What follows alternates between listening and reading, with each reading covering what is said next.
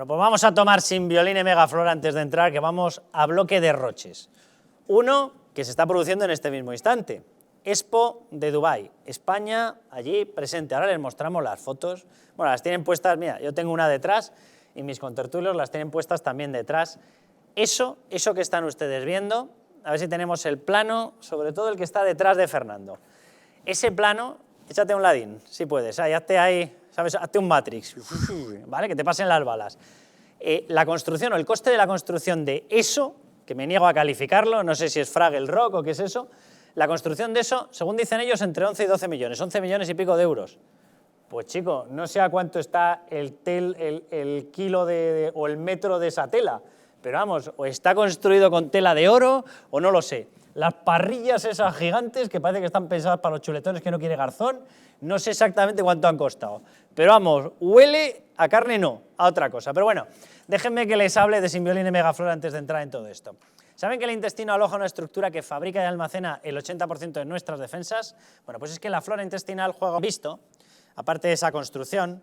Por cierto, 11-12 millones de la construcción, más otros 20 millones, hasta 32 millones de euros en gastos generales, catering, visitas, no sé qué, me da que el no sé qué debe ser el capítulo más voluminoso, 32 millones de euros en eso.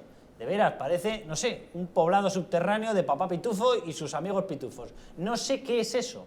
Sé que es enano, sé que es horrendo y sé que para colmo es que ni tan siquiera tiene los colores. Oye, ¿vas a poner una especie de rojo y un amarillo? Pon rojo, pon rojo. ¿O es que también nos da urticaria a la bandera? O sea, naranjita y amarillito. Y luego hay una especie de verdad de parrillas gigantes que no sé ni lo que son. Y eso dicen que la construcción 11-12 millones, más 20 millones de gastos generales. Bueno, pero atención a lo que había dentro. Era Navidad. España reivindicaba y dice, bueno, somos un país con unos orígenes, una cultura católica. Bueno, atención al Belén. Esto que van a ver es el Belén que se plantó ahí. No sé, descríbanlo ustedes si es que pueden. Atención. Esto, que parece un muñeco vudú, era el niño Jesús. Lo que están viendo ahí abajo, que eso que parece la novia cadáver, era la Virgen María. Y esa cabeza flotando sin conexión con un tronco, supuestamente es San José. Y por el camino lo que han visto, que parecía por ahí arriba, ¿sabe Dios qué? Eso se suponía que era un ángel. Eso se supone que es el niño Jesús. O sea, eso lo habrán presupuestado, evidentemente dentro de esos 32 millones de euros. Eso, la Virgen María. Lo de arriba, que parece un bombardero nuclear, eso es un ángel. Y eso, que debe ser la primera cabeza sin conexión, debe ser wifi. Cabeza con conexión wifi al resto del cuerpo, San José. Parecen calabazas de estas africanas, debe estar rota la calabaza. No sé yo, de verdad. O sea, esto en una expo. Vamos a ver. Si buscamos que nos llamen cutres, hay que reconocer que lo han conseguido. Yo, es que viendo las imágenes, casi lo de menos es el dinero. Lo demás es la impresión absolutamente demencial que da de un país como España. No sé, creo que si estamos en una expo será para hacer propaganda de la marca España, para incitar a la gente a que venga a este país. ¿En qué sentido eso que hemos visto incita a alguien a considerar España como un destino apetecible? Y luego ya entramos en el dinero. Yo tampoco entiendo mucho de nueva arquitectura, pero desde luego esa especie de mojones de pues tela y algo que parece aluminio, gigantes, pues no parecen excesivamente caros. No sé si a lo mejor los 12 millones de euros se han ido en contratar al diseñador, pero en materiales es que 12 millones de euros estamos hablando de una cantidad absolutamente demencial. En la foto tuya se ve perfectamente porque es de noche, están iluminadas por dentro y se ve efectivamente que son una especie de estructuras, no sé si es tela o no es tela, pero desde luego son una especie como de andamiajes interiores, de esqueletos de metal que soportan algo, desde luego parecido a una tela. Pero ¿cómo consigues que eso te acabe costando todo? No sé, que parece, o sea, apología del embudo, o sea, es que no llego a entender muy bien, o sea, ¿de qué va esta historia? O sea, no sé. Además, es que si esto tendría un pase o tendría su gracia si me dijeran que el diseñador estaba borracho cuando ha hecho esto, ¿no? pero es que ni por eso. Si hubiera una historia personal detrás. Claro, ¿no? claro, encontrar ese fondo de... Las historias, en cuanto le ponemos la palabra Expo por delante, a todos se nos va a la mente a choriceo por todos los lados. Y yo no sé si este es el último capítulo, pero desde luego, o sea, pensar que esto justifica 32 millones de euros... Es a donde voy, porque después de la borrachera que se tuvo que coger los diseñadores de la borrachera, o algo peor, que esto nos haya costado, pues eso, precisamente esos 31 o 32 millones de euros, pues evidentemente no tiene ninguna justificación. Como no tiene ninguna justificación la imagen, como muy bien dices, don Luis, de esta patochada, de estos mojones, como muy bien dices, y esta barbaridad que nadie entendemos ni siquiera cuál es el significado en sí mismo, ya no de lo que hay fuera, sino de lo que hay dentro, que es muchísimo peor, porque si a esas imágenes involubles le quieres dar un significado, o es que tú estás trastornado o es que estás loco. Es que esa es la cuestión. Vamos a ver, se supone que una expo es un escaparate. Se supone que entonces quieres lanzar un mensaje. ¿Qué mensaje están lanzando con esto? Exacto. Es decir, ¿por qué estos El de mojones que me lo he llevado. y no una piruleta enorme?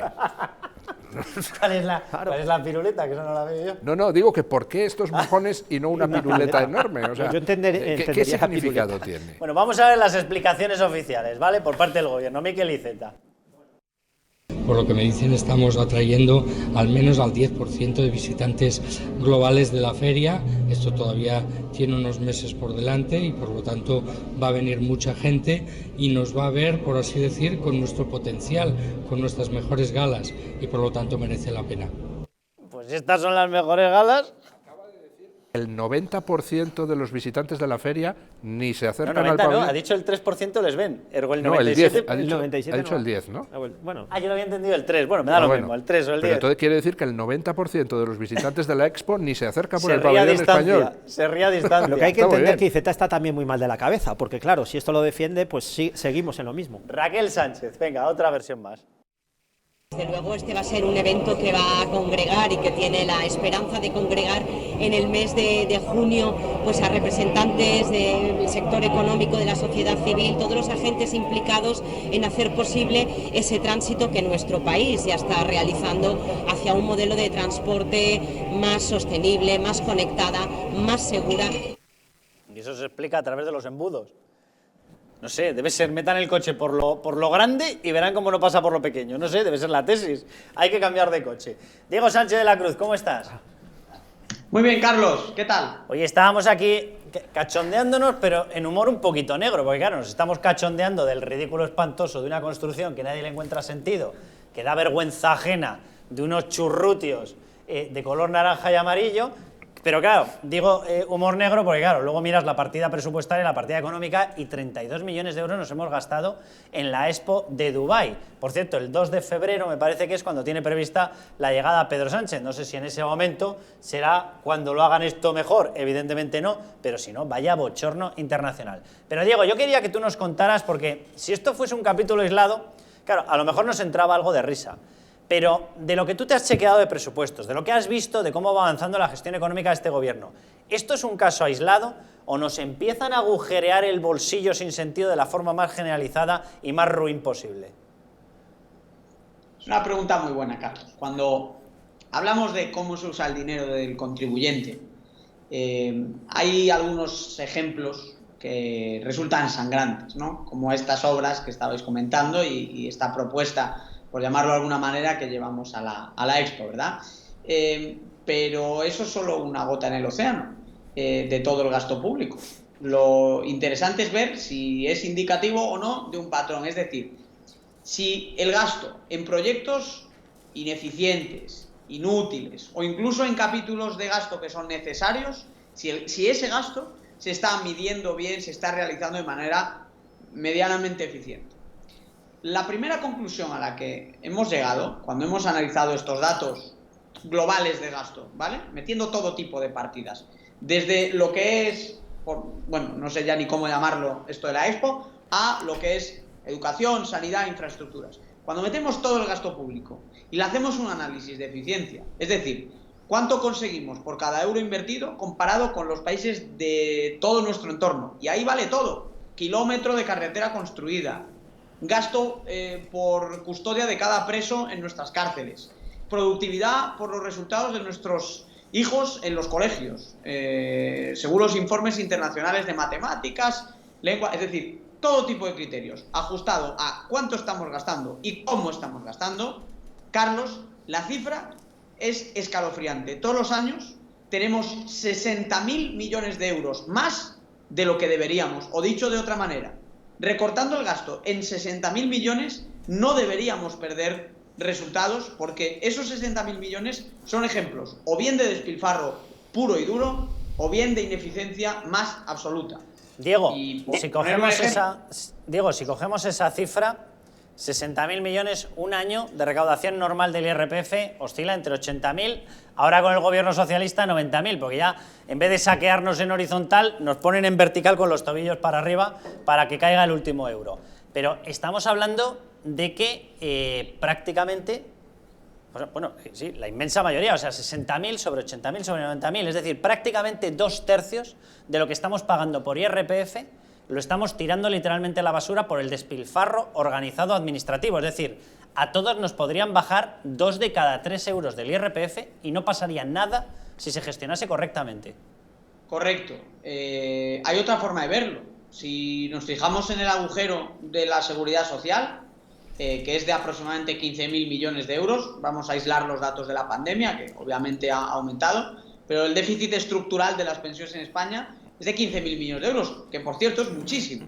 Pero es que estamos hablando de que la ineficiencia en el gasto nos cuesta 4 veces más que esto. Por decirlo con otro impuesto, las empresas pagan el impuesto de sociedades alrededor de 20.000 millones. Es decir, 3 veces más de lo que están aportando las empresas es lo que se nos va en ineficiencia en el gasto. La ineficiencia, insisto, que se puede medir de muchas maneras, pero al final es básicamente comparar qué resultados estamos obteniendo con los mismos o con más o con menos niveles de gasto frente a los países de nuestro entorno. Es decir, no es un ejercicio, una entelequia mía o de cualquier otro analista pensando es que podríamos gastar esto o podríamos gastar lo otro. No, es cuánto le cuesta, por ejemplo, a Portugal 1 kilómetro de carreteras, cuál es la renta por habitante de Portugal y cuál es la renta por habitante de España. Se ajustan los datos y ahí podemos encontrarnos, oye, estamos licitando más caras, por ejemplo, es por poner un ejemplo, nuestras carreteras. Claro, cuando tienes ineficiencia desde la política cultural y de exteriores, como estabais comentando en ese caso tan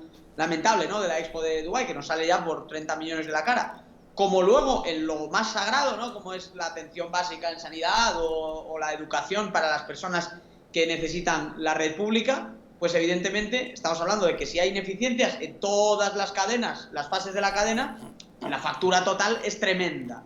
El déficit público desaparecería si no existiesen estas ineficiencias, que por cierto, no pueden desaparecer de un día para otro, no nos hagamos trampas. Ahora, si hoy empezamos a trabajar en poner la lupa en todos estos ejemplos, dentro de 2-4 años dejaríamos de tener ese sobregasto. Y al revés, lo que hace el gobierno es aumentarlo, y por ejemplo, de los fondos europeos, de los 80.000 millones de euros que nos va a prestar Europa, 40.000 los vamos a usar en gasto estructural, en gasto clientelar, en gasto que no nos vamos a quitar de encima. Es decir, la mitad de los fondos europeos no son inversiones, son programas de gasto asimilado que luego probablemente no se van a desmontar. Y no es solo que lo diga yo, es que lo dicen los informes también de la AIREF, que están certificados y enviados a Bruselas, pero aún así los fondos se le han entregado al gobierno de Sánchez.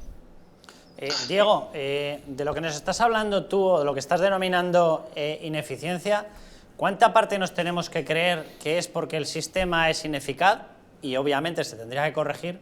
¿Y qué parte puede estar intencionadamente introducida? Es decir, me estoy refiriendo a lo que siempre hemos padecido. No sé si por la forma de el me lo llevo clásico o por la forma de meto a tropecientas personas que tienen que cobrar sus sueldos y como las he metido y tienen que cobrar sus sueldos, el producto final, la supervisión final, la tramitación administrativa final acaba saliendo mucho más cara.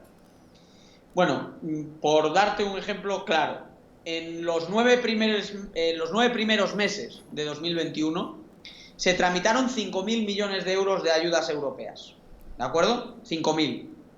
De esos 5.000, al menos 1.000 millones de euros han ido a parar a puro y duro trabajo de colocación y de subvención a colectivos afines por parte del Ministerio de Trabajo. Es decir, Yolanda Díaz ha gestionado aproximadamente 1 de cada 5 euros que se han desembolsado del rescate europeo en los 3 primeros trimestres de 2021, 1 de cada 5, y se han ido, como digo, directamente a programas de contratar más empleados públicos en el Ministerio de Trabajo, impulsar programas de transversalidad de género en el empleo, fomentar la contratación de colectivos desfavorecidos, que al final resultan ser los caladeros de votos que cree tener la izquierda, y en definitiva, de todo ese rescate, que en teoría debería ir a fomentar proyectos de transformación digital, etcétera, innovación, modernización económica, lo que sabemos es, insisto, que de los 5.000 primeros millones, 1.000 millones son directamente al pesebre de Yolanda Díaz. Si eso ocurre con 5.000 millones, imagínate con todo el gasto público que realizan las administraciones. Ahora, esto hay que decirlo más, y se ha hablado mucho de si había o no rescate, y luego, una vez ya hay rescate y llegan todos estos fondos europeos, me da que somos muy poquitos, no es tu caso, no es el mío, pero me da que somos muy poquitos los que estamos poniendo la lupa en ver para qué se dedica ese rescate europeo. Diego, un abrazo muy fuerte y muchísimas gracias.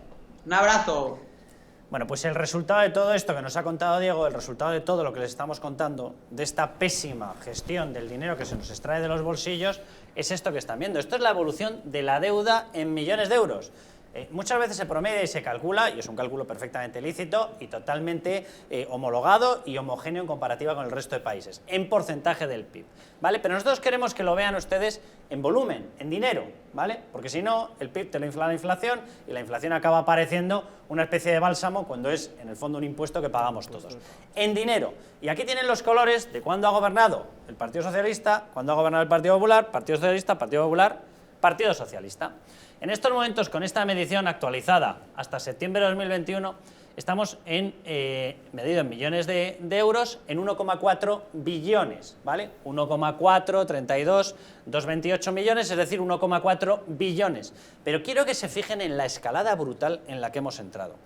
Este fue, pues eso, la etapa inicial del Partido Socialista. Empezó una subida. Este fue la etapa de gobierno de José María Aznar. Se entró en una paralización. Esta fue la etapa de gobierno de un señor llamado Zapatero. Siguió una inercia y empezó una enorme escalada. Esta fue la etapa de gobierno de Mariano Rajoy. La escalada continuó. Esta fue la llegada de Pedro Sánchez. No es que continuara, es que llegó a niveles ya, vamos, de auténtica nave espacial. Pero el resultado final es que en vez de haber seguido una evolución normal en el crecimiento de la deuda o incluso en la paralización del crecimiento, nos hemos vuelto todos locos. Perdón, se han vuelto todos locos y están utilizando nuestro dinero para esto. Esto es literalmente inadmisible. Y ahora déjenme que se lo ponga, para que lo vean más claro, en dinero, ya no solamente con el gráfico, para que vean ustedes las cifras. Vamos a poner la otra pantalla, esta es. 2004, ¿vale? En volumen, 389.000 millones de euros de deuda pública, ¿vale? Fíjense la escalada. Empieza a dispararse, 600 y pico, 700 y pico, 800 y pico, 900, billón, billón 100, billón 100, billón 100, billón 300, y el último dato que aquí no está incorporado es el que venían antes. Ya estamos en billón 400. Esto es una locura. Y el dogma progre asegura no pasa nada. Podemos seguir gastando, podemos seguir endeudándonos, que no es verdad. Aquí, en el año 2004, ¿vale?, cuando dejó el gobierno José María Aznar, la deuda per cápita, la deuda pública por cada persona era de 9.000 euros. En estos momentos es de 28.000 euros. Los bebés en España no nacen con un pan debajo del brazo, nacen con un crédito hipotecario. O sea, esto es de vergüenza, esto es de traca, y nos siguen diciendo que se puede seguir gastando y derrochando en ministerios de igualdad, en subvenciones que nadie sabe dónde acaban, en chiringuitos múltiples, en tropecientos mil ministerios, que no es verdad, que están jugando con nuestro futuro, están jugando con nuestro dinero, están jugando con nuestra quiebra. Básicamente lo que la curva que ha puesto usted, don Carlos, señala Póneme es la que, curva, si nos importa, en redacción, por favor, para que lo podamos comentar. es que desde que empezó la crisis económica en el Ahí año 2007-2008,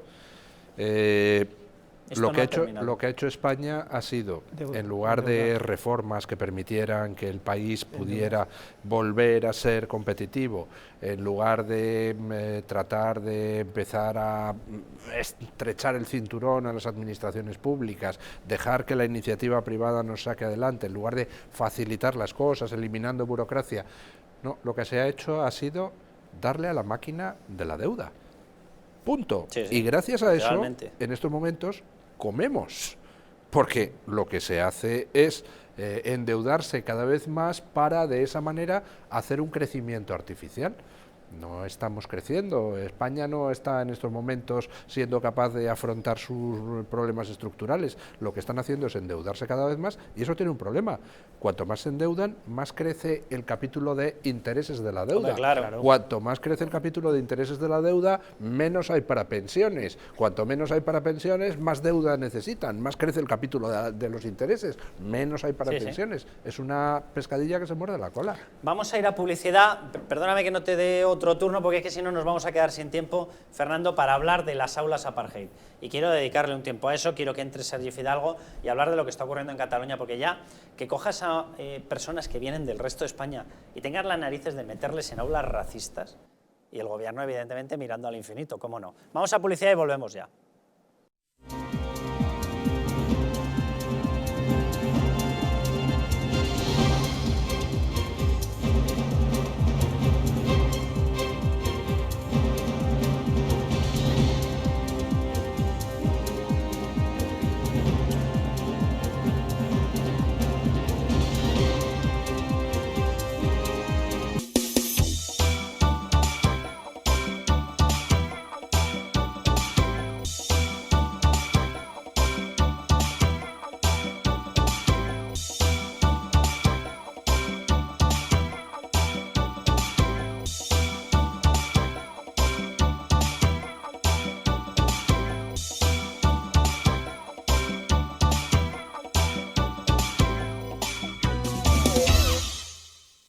El estrés, la ansiedad y un ritmo acelerado de vida influyen de forma directa en la calidad de nuestro sueño.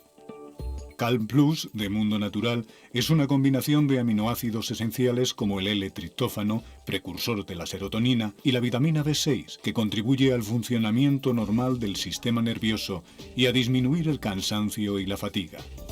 Vive con tranquilidad. Calm Plus de Mundo Natural. ¿Sabías que en España hay 30.000 muertes por infarto cada año? ¿Sabías que después de un infarto, cada minuto transcurrido disminuye las posibilidades de sobrevivir un 10%? ¿Sabías que una ambulancia de media tarda en llegar a nuestra casa entre 10 y 12 minutos, produciéndose 3 de cada 4 infartos en nuestro hogar? Nace en España el proyecto Protege tu Vida con el objetivo de salvar más de 7.000 vidas al año. Ahora, salvar tu vida depende de ti.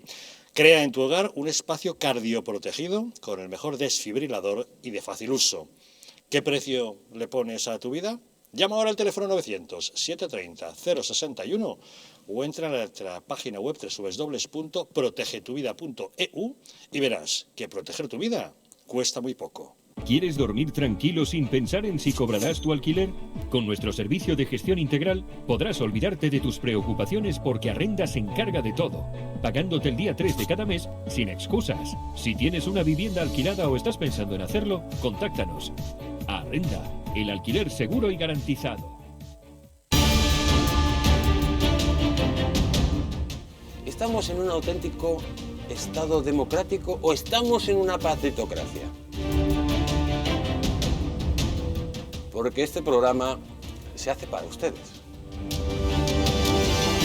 La ciudadanía está quedando atónita a lo que estamos viendo. Vamos a ver cosas que nunca se imaginarían. Lo que ha pasado en España demuestra que Falconetti no es tonto. Que la democracia, ¿qué es lo que es, amigos? El imperio de la ley. Esta izquierda rancia lo que quieren es exterminar todo aquello que no piensan exactamente igual. El castigo va a ser terrible para todos los partidos. Recuerden que no les engañen, porque la verdadera libertad consiste en estar bien informados.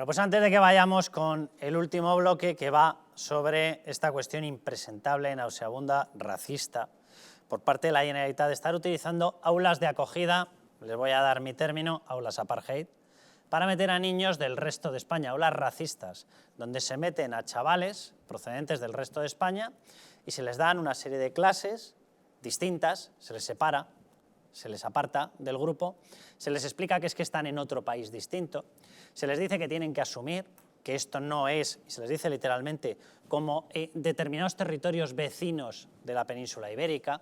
Es decir, se les hace romper obligatoriamente con todos los lazos que puedan tener históricos, culturales, familiares, y se les empieza a introducir en esa órbita nauseabunda separatista con tal de romper cualquier atisbo de unidad que podamos tener en España. Esto se está haciendo con chavales, ¿vale?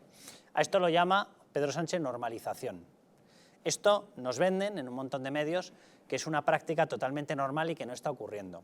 Nos venden y nos dicen que allí los derechos de los chavales están protegidos. No hay ni un solo colegio público en el que un niño pueda ser educado en español en estos momentos en Cataluña. Ni uno. O eres un rico, o eres una persona con mucho dinero, o no vas a poder educar en lo que te dé la gana a tu niño. El tema de la lengua no es además estrictamente finalista. O sea, detrás de meter la lengua van unos colectivos de profesores que evidentemente comparten esa ideología, ese planteamiento separatista y adoctrinan a los niños. Pero antes de que hablemos de esto, incluso veamos vídeos de las madres explicándolo, déjenme que les mencione y que les haga una recomendación sobre Calm+. Bueno, porque estamos viviendo pues días, ya lo han visto, que si el virus, que si sube, que si baja, que si la incidencia acumulada, que si más gravedad, que si menos. Bueno, recluidos en ocasiones hemos llegado a estar en nuestros domicilios con muchas tareas de teletrabajo, de atender a los niños, que si los deberes, labores caseras, la compra, etcétera, muchas cosas que pueden llegar a estresar o incluso en la situación actual afectar al sueño.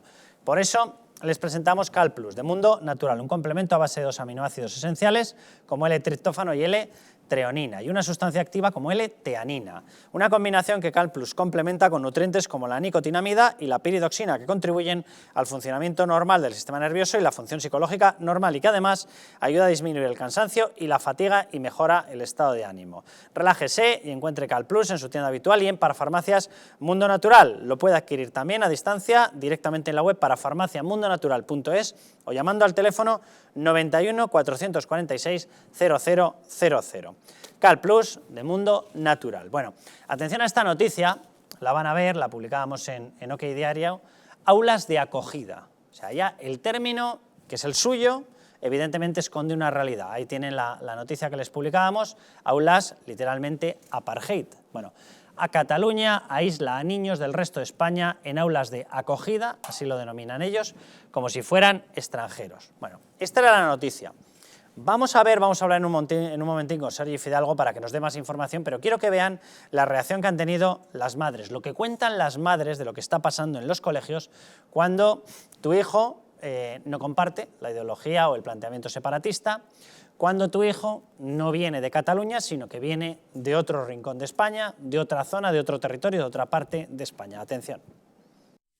Si la insultan, a mi hija con 7 años hicieron correr un rumor de que era una putilla. Sí, apartarla, pegarla, insultarla. Eso, sus propios compañeros, claro. Sí, de hecho a mí esa parte me afecta porque,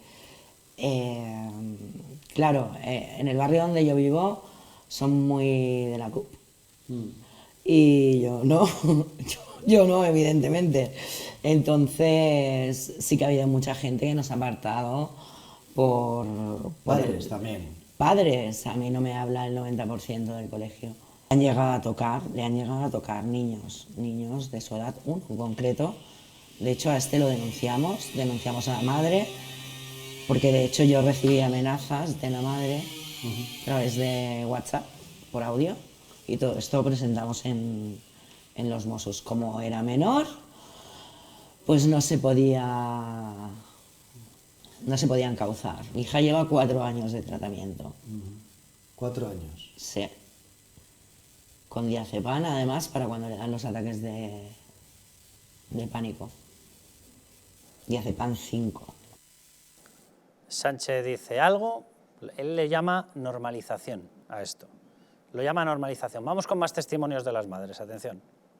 Te señalan a tus hijas, te señalan a ti, te incluso amenazas de muerte, de decir, yo esto lo arreglaba con una buena escopeta con mira telescópica, No me digas. por ejemplo. Sí, Eso sí. lo ponían en Eso redes. en Twitter, sí, sí. Pues bueno, luego, por ejemplo, en la puerta del colegio te hacían manifestaciones y pintadas en la puerta del colegio de mis hijas. Ella misma lo decía, jolín, es que yo, cuando ya van pasando los años, dices, claro, ella veía una dificultad más en aprender al tener que esforzarse más porque estaba en una lengua que ella no es la que entendía, es lógico. Yo leo y sé que tenemos el derecho, según el Estatut de la Generalitat Catalana, que tenemos el derecho a pedir la enseñanza en castellano, porque eso existe en el Estatuto catalán. Y que tú puedes elegir la lengua vehicular en la que quieres que estudie. Entonces, claro, yo digo, pues yo quiero esto. Entonces veo todos los impedimentos que hay burocráticos. Yo cuando lo digo en el colegio, no, pero esto... Claro. En el momento en que ya te sales del carril que te marca el nacionalismo catalán, ya eres un proscrito. Aquí eres un colono, eres un castellanufo, ya eres un... Bueno, pues creo que tenemos ya conexión con Sergi Fidalgo. Sergi, ¿cómo estás? Muy buenas tardes, buenas noches, mejor dicho, que estos días son raros, pero que sepáis que hacéis una labor magnífica, esta denuncia es magnífica. Pues muchísimas gracias, Sergi, y a ti que te voy a contar, que tú encima lo sufres allí todos los días. Con lo que está ocurriendo con la Generalitat Catalana, con lo que lleva muchísimo tiempo, décadas, ocurriendo, yo creo que ya es difícil sorprenderse, pero es que aún así le deben echar imaginación y consiguen que su racismo y su comportamiento nauseabundo llegue a generar noticias adicionales. ¿Qué es lo que está ocurriendo con estas aulas apartheid, con estas aulas de acogida para niños? ¿Han perdido ya el pudor? ¿Les da olímpicamente lo mismo todo? Si tienen que separar a un niño, lo separan. Si lo tienen que adoctrinar incluso amenazándole, lo amenazan. ¿Qué está ocurriendo, Sergi?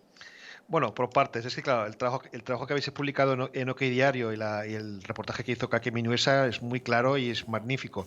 Básicamente, eso es cierto. Todo lo que se dice es cierto. O sea, yo he visto aulas de acogida y tú ves perfectamente que ves aquello, mi país o mis orígenes, y ves... yo qué sé, pues un dibujo de una bandera de Marruecos que ha hecho un niño, un dibujo de una bandera a lo mejor de Etiopía que ha hecho otro niño y un dibujo de la bandera de Andalucía que ha hecho otro niño. O sea, a ciudadanos españoles se les pone como si fueran extranjeros en una aula especial para que aprendan catalán. Obviamente en detrimento de las asignaturas normales.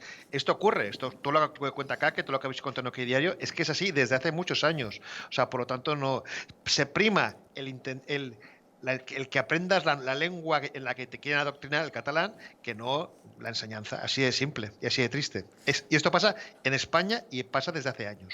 ¿Qué mensajes se lanzan, Sergi, qué mensajes se lanzan a los chavales cuando entran en esas aulas apartheid?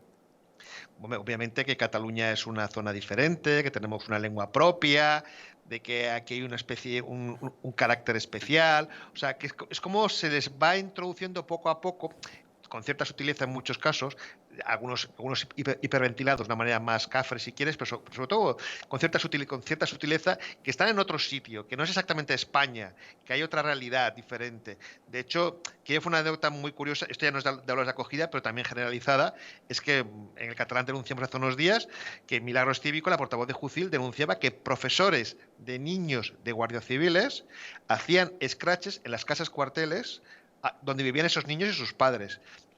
Eso, las aulas de acogida, es este ambiente de adoctrinamiento, de terror separatista que están poco a poco introduciendo en las escuelas.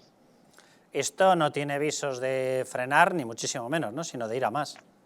Bueno, al contrario, como tú ya has visto, o sea, se está viendo un goteo de sentencias una tras otra, intentando que un miserable 25%, estamos hablando de un miserable 25% de docencia en castellano, se dé en las aulas, y la Generalitat se ha plantado. De hecho, ayer mismo, hace un par de días, un instituto de Manresa ha dicho que no lo va a aplicar. La Generalitat le ha apoyado. El problema es ese. El problema es que no solamente no quieren aceptar lo que es lógico, que es que debería ser un 50% de enseñanza en cada idioma, no quieren un 25% y encima chulean, y como saben que tienen el poder, porque Pedro Sánchez no va a mandar a la inspección ni va a mandar a nadie para que esto se corrija, pues están haciendo una labor de desobediencia civil en detrimento de los derechos de los niños, porque hablamos de derechos lingüísticos de niños de 5, de 6, de 7, de 8 años que no pueden recibir enseñanza en su lengua materna. paterna. Ya no hablamos de la administración, de presentar una instancia o de una señal de tráfico. Hablamos de derechos de niños, que es aún peor. O sea, todos tenemos muchos de nuestros derechos, pero que vulneren los derechos de los niños es criminal.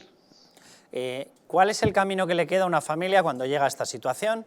Ve que a su chaval lo mandan a un aula separada, ven que en ocasiones le amenazan, ven que incluso en el patio hay consignas para que lo dejen marginado. La familia se enfrenta en solitario, es decir, lo que nos estás contando, no hay ningún respaldo oficial, nadie obliga a que se cumplan las sentencias, se pasa olímpicamente de todo, vamos, básicamente, la familia está sola.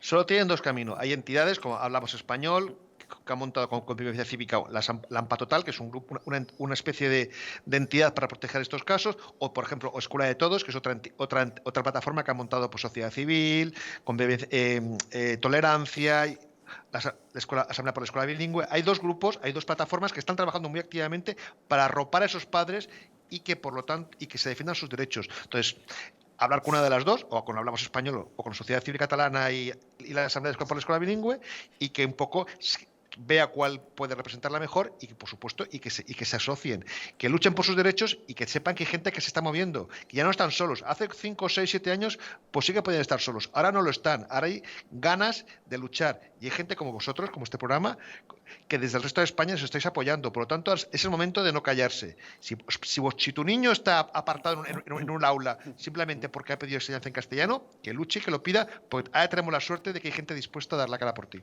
Sergi, un abrazo enorme y muchísimas gracias por todo lo que estáis haciendo. Un abrazo a ti y a Luis, que es un gran hombre también, y a Fernando. Hasta luego. Un abrazo enorme. De verdad que es un no acabar. Esto es el gobierno del escudo social. Esto. Ahí te las compongas a pelear por tu cuenta. Tiene toda la razón, Sergi. O sea, no cesen en la defensa de sus derechos. O sea, ni por lo más remoto. Y es verdad que se ha abierto una ventana. Es verdad que por primera vez hay medios que damos perdón por la expresión, el coñazo, porque hay que darlo. Y es verdad que empieza a haber plataformas. Y es verdad que ganamos cuota claramente para hacer o para colocar este tipo de temas en la agenda informativa. Pero es de vergüenza lo que pasa en España. Yo, de verdad, para los queridos votantes, lo digo con toda la ironía, de izquierdas, si esta es la España de los derechos que ellos ven y la que a ellos les prometían y la que ellos aceptan, que se la hagan mirar. Desde luego, y lo digo como catalán, los españoles catalanes y los catalanes españoles, lo que tenemos que hacer es mantenernos firmes en nuestra defensa, primero de la españolidad de Cataluña, de nuestra lengua, las dos, la catalana y la española, y en la defensa de nuestros ancestros, de nuestra región y de nuestra nación. Luchar contra este apartheid, que no solamente es cultural, es social, es económico y evidentemente cultural. Y apoyar una vez más, desde donde estemos del resto de España, repito, a los españoles que están en Cataluña y a los catalanes españoles, porque no queda otra. En este momento yo creo que lo más importante es mantenernos en la lucha y denunciar directamente todo este apartheid cultural, social y económico que nos encontramos. Pero evidentemente esto tiene un principio y un final, y el final de esta gente es la quiebra política, social y económica que están llevando a Cataluña. Luis. Pero yo daría un mensaje de esperanza en el sentido, como tú muy bien decías, Carlos, de que hay plataformas como Hablamos Español que están planteando la batalla jurídica y agrupando a los padres junto con Convivencia Cívica Catalana a través de AMPA Total, que es una asociación de madres y padres de alumnos. Y sobre todo lo que se ha conseguido en estos últimos años es que ellos pierdan la batalla de la imagen, que era importantísimo. Hace años resulta que aquí el que decía, oiga, es que quiero que mi hijo estudie en castellano, ala, ya está aquí dando la lata. No. Con el acoso al menor de 5 años de Canet de Mar, han quedado como lo que son, como los supremacistas blancos de la Alabama de los años 1950 y 1960, que querían a los negros someterles a un apartheid educativo. Tienen perdida la batalla de la imagen y eso es muy importante porque ya a partir de ahora solo podemos ir a mejor. Pero eso sí, de aquí a que consigamos que la racionalidad impere, va a haber que sufrir y que trabajárselo. Pero ya todo es cuesta abajo. Déjeme que les muestre una fotografía de la carta con la que se recibe a los niños cuando llegan a estas aulas de acogida. Ellos llegan al colegio, evidentemente, no llegan a las aulas de acogida. A las aulas de acogida les envían los directores, en última instancia la Consejería de Educación, la Generalitat catalana, y les reciben con una carta donde les ponen abiertamente: estáis en un país diferente. Esto no es como esas localidades o esos países vecinos de la península ibérica. Estás en un país diferente. Solamente se me ocurre una pregunta. Cuando toda España, incluidos por supuesto los contribuyentes catalanes, pero todo el resto también, somos 46 millones de habitantes en toda España, cuando todo el resto enviamos 80.000 millones para el rescate de las quebradas finanzas separatistas catalanas, ¿se pensó que era otro país? No, lo digo porque como no se ha devuelto ni un puñetero duro, ni un puñetero euro, hombre, a lo mejor en ese momento se podría haber pensado que era en otro país, ¿no? Yo, de verdad que ya esta historia, o sea, que sigamos a estas alturas financiando el separatismo, o sea, 80.000 millones que no van a ser devueltos. Antes hablábamos con Diego Sánchez de la Cruz de lo que representa un IRPF, lo que se podría bajar quitando derroche. Bueno, si devolviesen el dinero, los separatistas catalanes, nos ahorrábamos un año entero de IRPF, un año sin pagar IRPF. Bueno, no estaría mal, ¿eh? Anda, que para ser tan independientes dependen un rato, ¿eh? Luego, entre ellos mismos, además, atacan a Madrid diciendo que, bueno, primero el efecto capitalidad y segundo que son ellos los que menos reciben y que más pagan al Estado, cuando resulta que es Madrid una cantidad aproximadamente de 6.000 millones, cuando ellos aproximadamente son unos 2.000 millones. Cuando ellos están financiados directamente por el lobby de Madrid izquierdista, y además con absolutamente una barbaridad de millones donde no les piden cuentas, donde el cupo vasco se queda corto, para utilizarlo en estas políticas de apartheid cultural, social y económico, que vuelvo a repetir, es la quiebra de la deslocalización de las empresas catalanas, de los cierres de autónomos, de pymes, que están llevando en todas las provincias catalanas, y en el apartheid lingüístico y cultural y social, repito, social, de muchas familias, que lo que está llevando es que Cataluña esté por debajo de muchas de las regiones españolas.